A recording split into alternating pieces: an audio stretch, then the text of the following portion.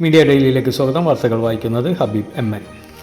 ഏറെ ദിവസത്തെ മൗനത്തിന് ശേഷം പിണറായി വിജയൻ ഇന്ന് വായി തുറന്നിരിക്കുകയാണ്. അൻവർ തൊടുത്തുവിട്ട അമ്പുകളെല്ലാം യഥാർത്ഥത്തിൽ കൊള്ളുന്നത് എവിടെയാണ് എന്ന് കൃത്യമായിട്ട് അറിയാവുന്ന ഒരാൾ പിണറായി വിജയൻ മാത്രമാണ്.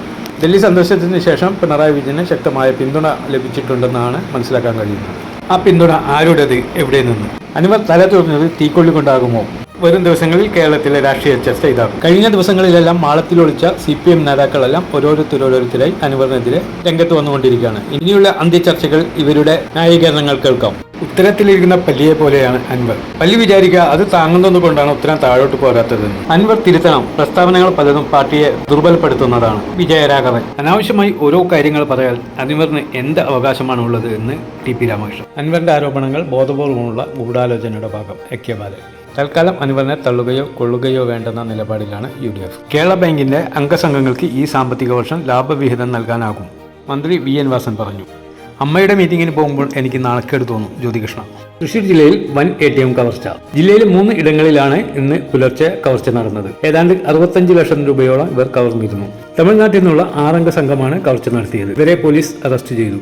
പണവുമായി കണ്ടെയ്നറിൽ രക്ഷപ്പെടാൻ നോക്കുന്നതിനിടയിലാണ് പോലീസ് അറസ്റ്റ് ചെയ്തത്.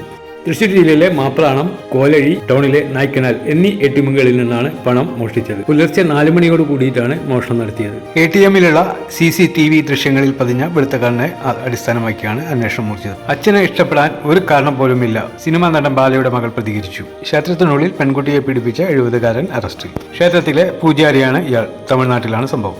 14-കാരനെ പീഡിപ്പിച്ച മദ്രസ അധ്യാപകന് 35 വർഷം കഠിന തടവ്.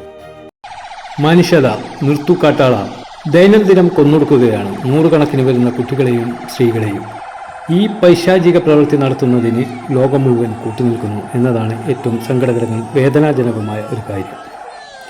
അറബ് രാഷ്ട്രങ്ങളാൽ ചുറ്റപ്പെട്ട് കിടക്കുന്ന ഒരു ചെറിയ രാജ്യമായ ഇസ്രായേൽ അവരുടെ കയ്യൂക്കിൻ്റെയും ആയുധ പിൻബലത്തിൻ്റെയും ബലത്തിൽ കാട്ടിക്കൂട്ടുന്ന ഈ ക്രൂരതയ്ക്ക് ഒരു തിരിച്ചടി ഉണ്ടാവും എന്നത് തീർച്ച.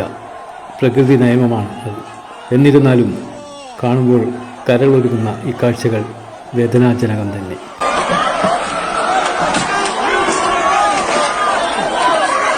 يا رب روح انت